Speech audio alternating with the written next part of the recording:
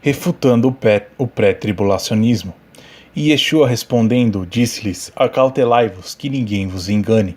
Mateus 24, versículo 4. Milhares de pessoas desaparecerão repentinamente. Carros se desgovernarão nas ruas quando seus motoristas forem arrebatados. Aviões cairão quando seus pilotos se desintegrarem. O plantão do Jornal Nacional interromperá a sessão da tarde ou a novela das 8 para noticiar as diversas tragédias que ocorrerão ao redor do mundo. Repórteres entrevistam esposos desesperados, dizendo que suas esposas desapareceram enquanto preparavam o jantar. Mães, aos prantos, dizem que viram seus bebês evaporarem em seus berços. Professores confusos pelo fato de pelo menos um terço de sua classe ter desaparecido. Um paciente, em pleno tratamento de canal, relata que ficou de boca aberta ao ver seu dentista flutuar e atravessar o teto do consultório para nunca mais voltar. Um pastor atônito diz que percebeu algo estranho enquanto, entusiasmado, trovejava atrás de um púlpito. Em todos os lugares há relatos de pessoas desaparecendo. Por alguma razão, somente Brasília parece ter um dia normal. Este é o cenário apocalíptico comumente pintado aos congregantes da maioria das igrejas de hoje. Livros e até mesmo filmes, como a série Deixados para Trás, foram produzidos em torno desses relatos hollywoodianos. Disse que Yeshua virá uma vez, secretamente, para arrebatar os santos e voltará uma vez mais, agora visivelmente, para reinar após um período de 7 anos, denominado a Grande Tribulação. É certo que Yeshua voltará para nos resgatar, que haverá um arrebatamento e um período de tribulação, pelo qual a terra passará. Algumas perguntas, no entanto, pairam no ar. Por exemplo, de onde se tirou a ideia de que Yeshua voltará 2 vezes, uma vez secreta e outra publicamente? Onde está escrito que a igreja escapará da grande tribulação? Onde é que a Bíblia descreve uma tribulação de 7 anos no final dos tempos? E, a prova dos 9, se dermos uma Bíblia a alguém que nunca tenha ouvido falar da teoria pré-tribulacionista, no final de sua leitura, essa pessoa crerá em um arrebatamento pré-tribulacionista? Ao longo deste estudo, veremos que não. Absolutamente ninguém que leia somente a Bíblia, sem as lentes da teologia dispensacionalista, chegará à conclusão de que a igreja será arrebatada antes da tribulação. Ninguém que leia somente as Escrituras poderá enxergar 2 vindas de Yeshua no final dos tempos. Mas, antes de começarmos a desconstruir essa doutrina, precisamos conhecer as suas raízes. O ensino sobre a vinda secreta de Yeshua antes da tribulação e do aparecimento do Anticristo tem sido crido e amplamente disseminado na igreja contemporânea, sem nenhum questionamento ou investigação. Poucos sabem que essa doutrina não reflete a crença dos pais da igreja, ou sequer foi ensinada pelos reformadores. Surpreendentemente, por mais de 1800 anos, ninguém havia ensinado ou ouvido falar em um arrebatamento pré-tribulacionista. Comumente, associa-se a origem do pré-tribulacionismo a John Nelson Darby, teólogo inglês do século XIX e líder do grupo reformista Os Irmãos de Plymouth. Os biógrafos de Darby o chamam de o pai do dispensacionalismo moderno. Darby, sem dúvida, foi o principal porta-voz dessa alternativa escatológica que divide a volta de Cristo em 2 etapas. Nem todos os de seu tempo, porém, aceitaram essa teologia. Entre os contemporâneos de Darby que rejeitaram o pré-tribulacionismo estão George Miller, William Booth, fundador do Exército da Salvação, Carlos Spurgeon e um teólogo chamado Samuel Prodot Trellis. Trellis foi um teólogo do século XIX e integrante dos Irmãos, o mesmo grupo a que Darby pertencia. Em 1864, em seu livro The Hope of Christ's Second Coming, A Esperança da Segunda Vinda de Cristo, Trellis refutou abertamente a nova doutrina como sendo antibíblica. Ele atribuiu o surgimento do pré-tribulacionismo não a Darby, mas há uma falsa profecia proclamada por um dos membros da Igreja Católica Apostólica, grupo liderado pelo eloquente pregador escocês Edward Irving.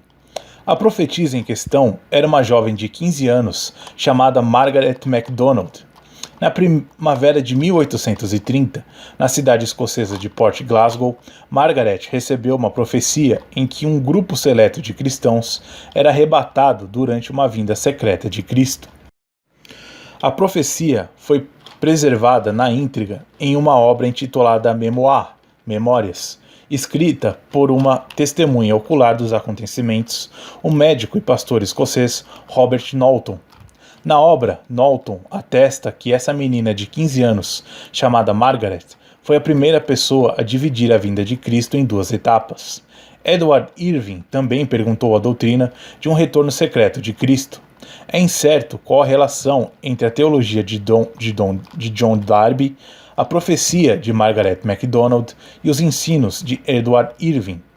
O que se pode dizer é que esses três personagens entraram para a história da Igreja como os difusores simultâneos de uma nova doutrina totalmente desconhecida antes do século XIX. Darby visitou a América 6 vezes e levou consigo a doutrina do escapismo, como é conhecida entre alguns, em alusão ao fato de a Igreja escapar da Grande Tribulação. Nos Estados Unidos, um erudito chamado Sirius Ingerson Scofield foi exposto aos ensinos de Darby. Scofield considerava Darby o mais profundo erudito bíblico dos tempos modernos. Em 1909, Scofield publicou uma Bíblia com suas próprias notas marginais, recheadas com o pré-tribulacionismo darwinista, o fato clássico da literatura dispensionalista, intitulado A Bíblia de Scofield.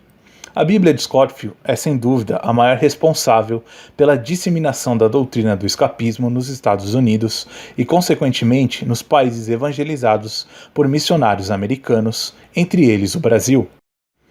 Ao ser indagado, se cria na doutrina das duas vindas de Cristo no final dos tempos, uma secreta e outra visível, o renomado avivalista G. Campbell Morgan disse, enfaticamente, não, conheço muito bem essa doutrina. Nos primeiros anos de meu ministério, criei nesta visão e a incorporei em um dos meus livros, mas, à medida que estudei mais o assunto, percebi o erro deste ensino. A ideia de uma vinda de Cristo secreta e à parte é uma divagação da interpretação profética e não dispõe de absolutamente nenhum fundamento bíblico. Assim como Morgan, muitos de nós aprendemos e ensinamos a doutrina do escapismo por muitos anos. Resta saber se teremos a mesma humildade que Morgan teve ao admitir o engano que cometeu. Espero colaborar com isso neste estudo sobre o pré-tribulacionismo. O pré-tribulacionismo versus a cronologia bíblica. Na sessão passada, falamos a respeito da origem do pré-tribulacionismo. Por mais de 1800 anos, nunca ninguém havia dividido a vinda de Yeshua em duas partes, uma secreta e outra pública. Começaremos agora a estudar a cronologia escatológica apresentada pela Bíblia, para então constatarmos se, no relato bíblico, eventos como uma vinda secreta de Cristo e um arrebatamento pré-tribulacionista se encaixam na narrativa apresentada pelos apóstolos. A escatologia de Yeshua. A primeira escritura que analisaremos é Mateus 24, versículos 15 a 33, que relata os eventos escatológicos narrados na ordem que Yeshua nos descreve. Leia o texto e acompanhe a sequência. Aparece o anticristo, Mateus 24, 15. Advertências contra o engano, falsos cristos, e para a fuga durante o período de uma grande tribulação, como desde o princípio do mundo até agora não tem havido e não haverá jamais. Versículos 16 a 27. Após a tribulação, o sol escurecerá, a lua não dará sua claridade, as estrelas cairão do firmamento e os poderes do céu serão abalados. Versículo 29. Nosso Senhor aparece em glória diante de todos. Versículo 30. E ele enviará os seus anjos, com grande clamor de trombeta, os quais reunirão os seus escolhidos dos quatro ventos, de uma a outra extremidade dos céus. A narrativa escatológica acima não menciona nenhuma volta secreta de Yeshua. Muito pelo contrário, fala de somente uma única vinda, e esta será visível a todos. Vemos também que os santos são recolhidos após o aparecimento do anticristo e após o período da grande tribulação. Até o momento, somente encontramos menção a uma única vinda de Cristo e um único arrebatamento, ambos ocorrendo após a tribulação. A escatologia dos apóstolos Paulo e João. No momento, num abrir e fechar de olhos, ao ressoar da última trombeta, a trombeta soará, os mortos ressuscitarão incorruptíveis, e nós seremos transformados. Porque é necessário que este corpo corruptível se revista de incorruptibilidade e que o corpo mortal se revista da imortalidade. 1 Coríntios 15, versículos 52 e 53. Paulo nos ensina que antes do arrebatamento e glorificação de nossos corpos, os mortos em Cristo devem ressuscitar primeiro. Ele confirma esta sequência no verso abaixo. Ora, ainda vos declaramos, por palavra do Senhor, isto, nós, os vivos, os que ficarmos até a vinda do Senhor, de modo algum precederemos os que dormem. Porquanto o Senhor mesmo, dada sua palavra de ordem, ouvida a voz do arcanjo e ressoada a trombeta de Deus, descerá dos céus, e os mortos em Cristo ressuscitarão primeiro. Depois nós, os vivos, os que ficarmos, seremos arrebatados juntamente com eles, entre nuvens, para o encontro do Senhor nos ares, e assim estaremos para sempre com o Senhor. 1 Tessalonicenses 4, versículos 15 a 17. Acompanhemos a sequência dos eventos descritos anteriormente. Brada o arcanjo, a trombeta é tocada, Cristo desce dos céus, os mortos em Cristo são ressuscitados, os discípulos que estiverem vivos são arrebatados para o encontro com o Senhor nos ares.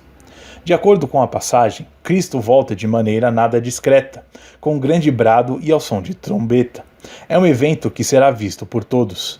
Mais uma vez, nada se fala a respeito de uma vinda secreta.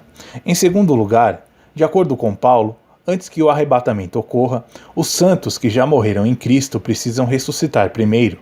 Este evento, por si só, já situa o arrebatamento após o término da grande tribulação, como João nos esclarece.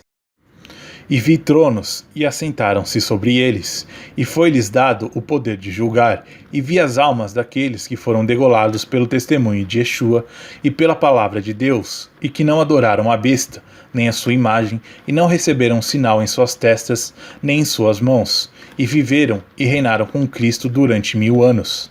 Mas os outros mortos não reviveram, até que os 1000 anos se acabaram. Esta é a primeira ressurreição. Bem-aventurado e santo aquele que tem parte na primeira ressurreição. Sobre estes não tem poder a segunda morte, mas serão sacerdotes de Deus e de Cristo e reinarão com ele 1000 anos. Apocalipse 20, versículos 4 a 6. A sequência de João é clara. Os santos passam pela tribulação. Não há nenhuma menção prévia a este capítulo de um arrebatamento anterior aos eventos registrados no verso 4. A ressurreição dos santos em Cristo após a tribulação é chamada de a primeira ressurreição. De acordo com João, haverá somente 2 ressurreições, a dos justos e a dos ímpios, após o milênio. Se Paulo nos ensina que o arrebatamento ocorrerá somente após a ressurreição dos justos, e a primeira ressurreição ocorrerá somente após a grande tribulação, então obrigatoriamente o arrebatamento dos santos necessita ocorrer após a grande tribulação.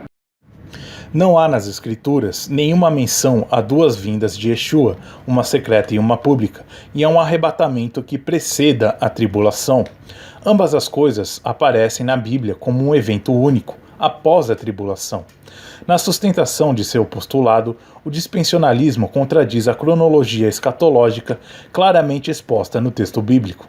O pré-tribulacionismo implica em um arrebatamento anterior à primeira ressurreição descrita em Apocalipse 16, que se dá após a tribulação, o que contraria a premissa de que Paulo disse de que, modo algum, precederemos os que dormem.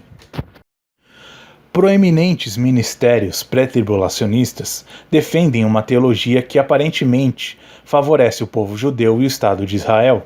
Os pré-tribulacionistas, em sua maioria, são pró-sionismo e entendem que Deus ainda tem contas a acertar com a semente natural de Abraão antes do fim, ao contrário dos adeptos da teologia da substituição, que pregam que a igreja substituiu Israel.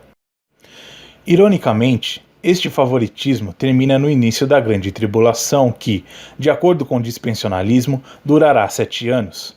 O pensamento pré-tribulacionista é o de que a Igreja será poupada da Grande Tribulação.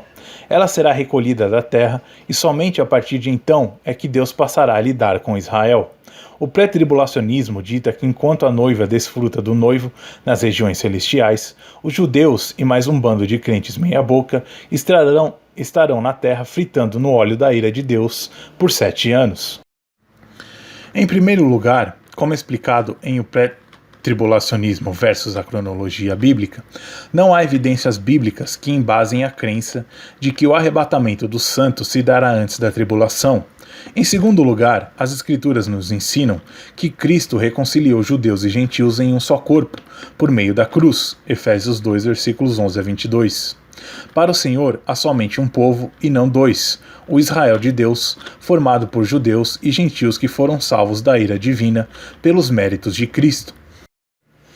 Há uma relação sutil entre a teologia da substituição e o pré-tribulacionismo e o histórico antissemitismo cristão.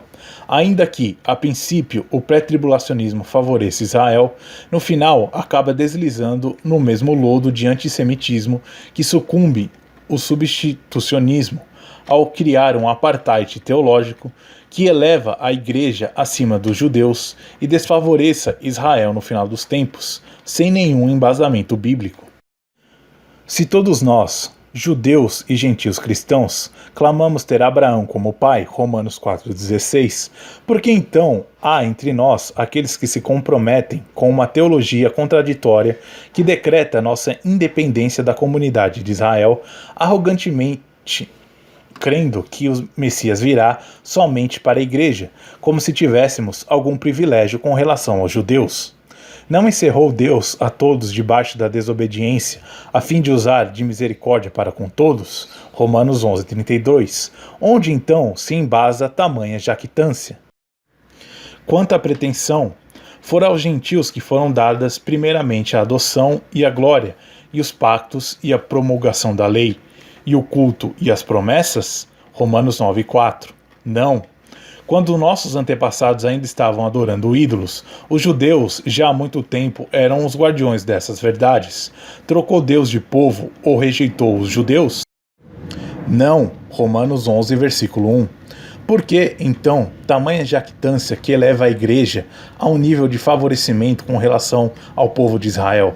Se fomos, de fato, unidos à comunidade de Israel pela cruz, Deus não vê e não lida com dois povos distintos. Antes promoverá a restauração, tapando esta lacuna histórica que se desenvolveu entre judeus e cristãos, cancelando o divórcio entre judeus soberbos e cristãos presunçosos que, contrariando o mandamento apostólico, presumem-se em si mesmos. Romanos 11, versículos 1 a 32. Se acompanharmos a história de Israel moderno e os avivamentos na Igreja ocorridos no século XIX e XX, não há como chegarmos a uma conclusão diferente, a de que os caminhos de Israel e da Igreja se cruzarão novamente antes do dia final. Todo o vale será aterrado e todo o monte nivelado, antes que a glória do Senhor seja derramada sobre a terra e antes que toda a carne veja a salvação de Deus. Isaías 44, Lucas 3, versículos 5 e 6. Judeus soberbos e gentios presunçosos se encontrarão no final dos tempos e juntos compartilharão a glória da noiva que o Messias virá buscar. Efésios 5, versículos 27. A questão do escapismo pré-tribulacionista. As Escrituras nos dizem que o Senhor guardará a Igreja da provação e da ira vindoura. Diz também que não fomos destinados para a ira e faz alusão a um agente que detém o anticristo até que chegue o momento da sua manifestação. Analisaremos estes versos em contraste com a cronologia escatológica que as Escrituras nos ensinam. Começarei pelos escritos de Paulo. E para aguardardes dos céus o seu Filho, a quem ele ressuscitou dentre os mortos, Yeshua, que nos livra da ira vindoura. 1 Tessalonicenses 1:10. Porque Deus não nos destinou para a ira, mas para alcançar a salvação mediante Yeshua HaMashiach. 1 Tessalonicenses 5, versículo 9. Como vimos em O Pré-Tribulacionismo versus a Cronologia Bíblica, a Bíblia nos fala de um único dia do Senhor, pelo qual devemos esperar. não dois, um secreto e um público.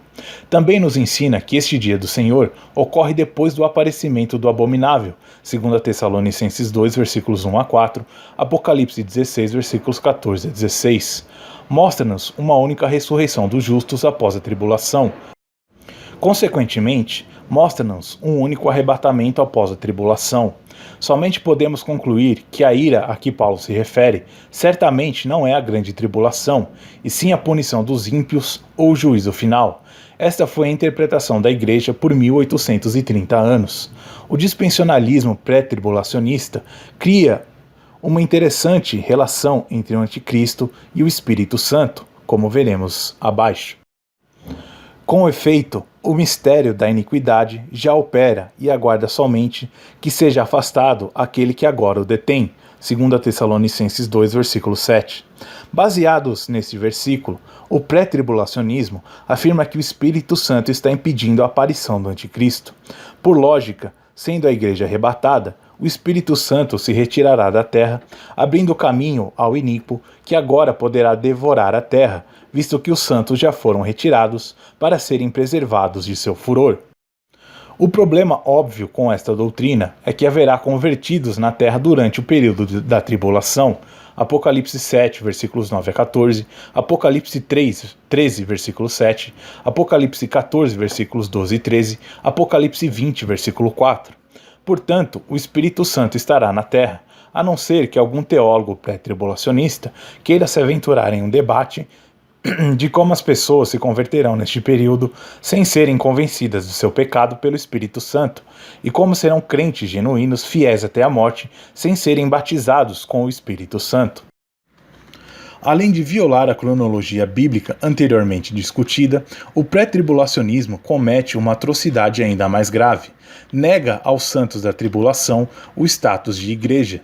Os teólogos pré-tribulacionistas determinaram que tais pessoas, apesar de seu belo testemunho, são somente um simulacro da igreja, mas não são o corpo de Cristo. Não há nenhuma base escriturística para tamanha arbitrariedade. Enquanto houver convertidos sobre a face da terra, a igreja estará presente e, consequentemente, o Espírito Santo de Deus. Em nenhum momento, Paulo diz quem é o agente que impede a manifestação total do anticristo na terra. Um anjo poderia estar acorrentando este demônio para liberá-lo na hora certa. O agente pode ser também o sistema de governo ou até mesmo a poderosa nação que ofereça resistência à formação de uma nova ordem mundial. Não há respaldo bíblico que sustente a lógica de que a igreja se retira da terra com o Espírito Santo e deixa o caminho livre para o anticristo.